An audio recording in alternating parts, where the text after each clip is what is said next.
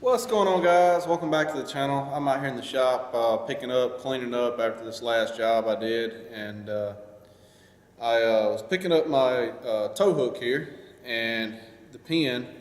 I went and picked up a new pin because if you can see, that one there looks like that. And I figured I'd tell a story about what happened to this and how that pin got to look like that goes through here, and I couldn't get it out for over 3 years because it was wedged in there.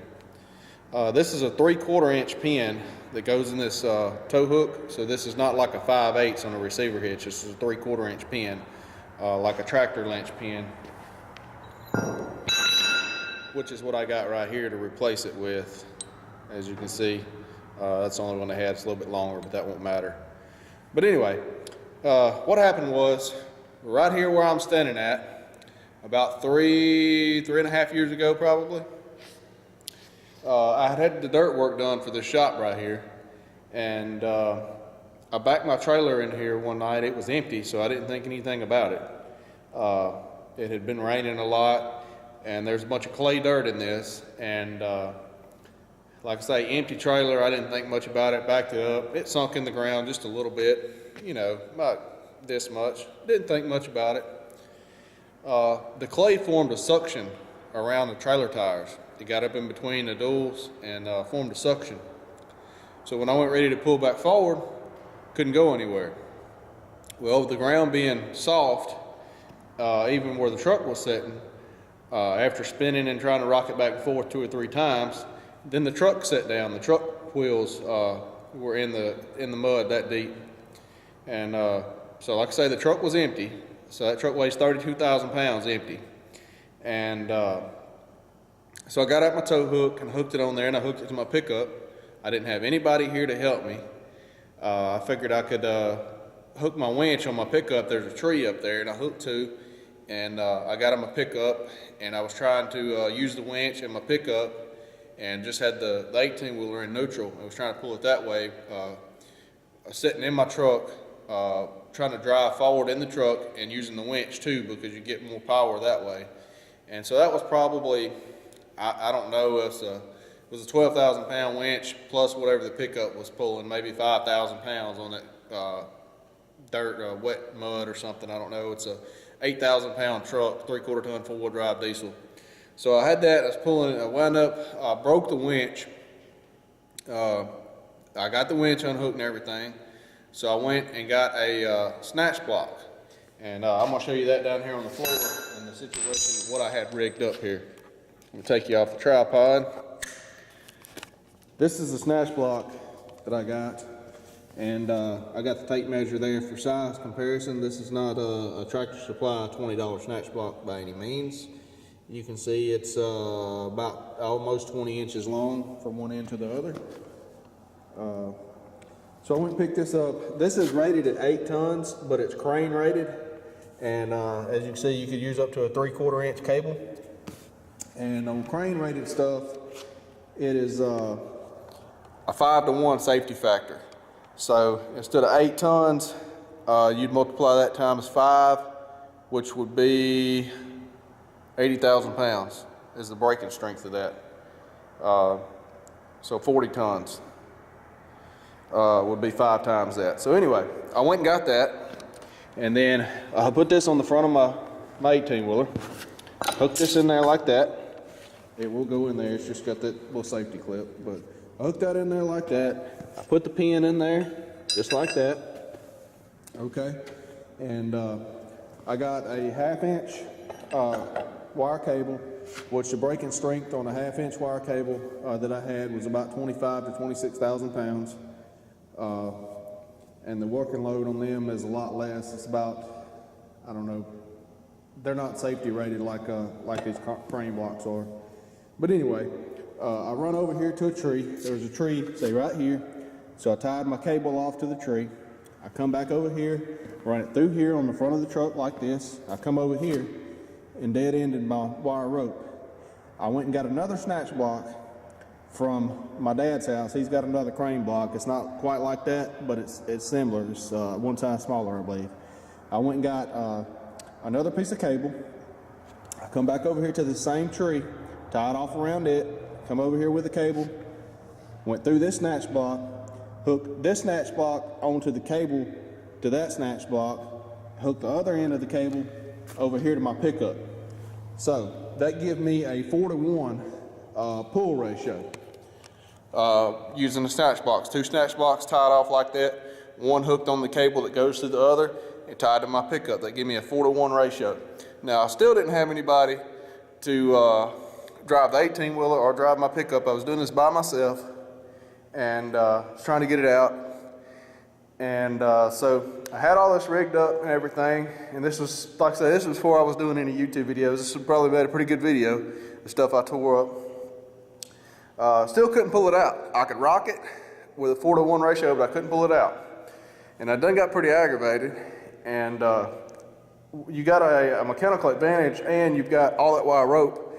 You can get like with a 4-to-1, you can get like a slingshot effect, almost like one of those inertia jerk cords. And so I got to just running, slowly, 4, 5, 6 miles an hour and hitting it and flooring it. Anyway, I finally, I hit it at probably 8 to 10 miles an hour. And with the, because you're only moving when your truck moves at 1 foot, you got to pull, you got to pull 4 foot to get whatever you're anchored to move 1 foot. So it's not a dead hit like if you had a direct cable tied onto it or a chain. It's not a dead snatch like that, or you wouldn't be able to do that. But it's a more of a cushioned type pull. Like I say, it's like one of those jerk cables. So anyway, I did that, and finally, after 2 or 3 times, I hit that sucker probably 8 or 10 miles an hour.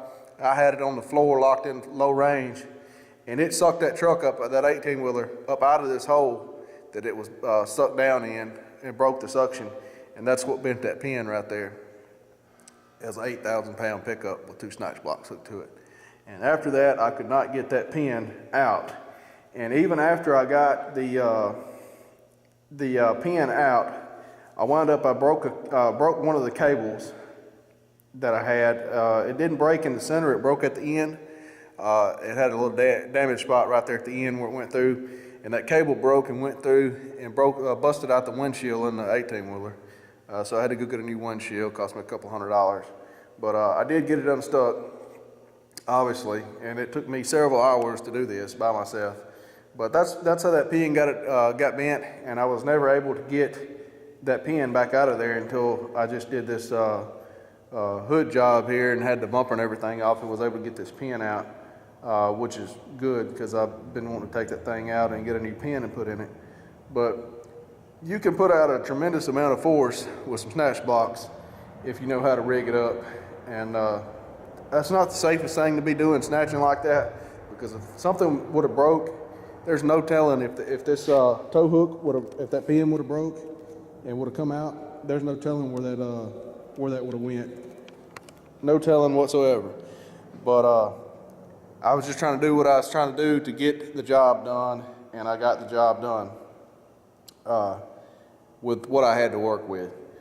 So anyway, I thought I'd tell you guys that story because I know that a lot of you probably get stuck, and if you got some snatch blocks and something to pull with, if I hadn't have broke my winch to start with trying to pull, it would have probably worked if I'd have hooked that winch on there, that 4-to-1 through that 4-to-1 snatch block that I had rigged up.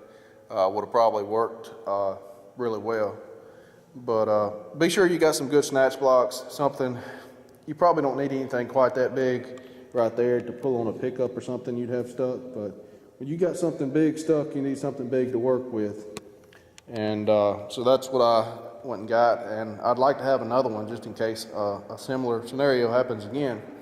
But anyway, I just wanted to share that story with you guys. I just happened to think about it when I was out here picking this up and getting ready to put that pin and that tow hook back in my truck there.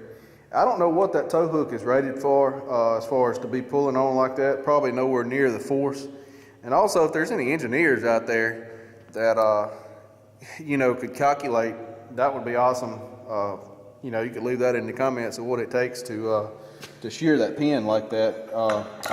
Being a 3/4 inch pin going through I mean, it wasn't far from shearing the thing slam off, it doesn't look to me. But I'm not sure what kind of force was on that. But if you got an 8,000 pound truck and you got a 4-to-1 ratio on it, I'm thinking that's probably if you're getting a running start and hitting it, you're liable to be 50 or 60,000 pounds of pull force against that or more. I'm not sure, honestly. But like I say, the 1/2-inch cable I had was brake strength about 25,000, and the way I had it, you know, doubled or whatever. So yeah, I don't really know what the force was on that, but if anybody's an engineer and calculate that, that would be cool. So anyway, I just want to share this with you guys, and I thought y'all would like the story. And it would have been cool if I could have got this on camera, but wasn't really worried about that at that time. I was just trying to get the truck unstuck and in the fastest way possible. But anyway, thanks for watching, you guys. We'll see you next time.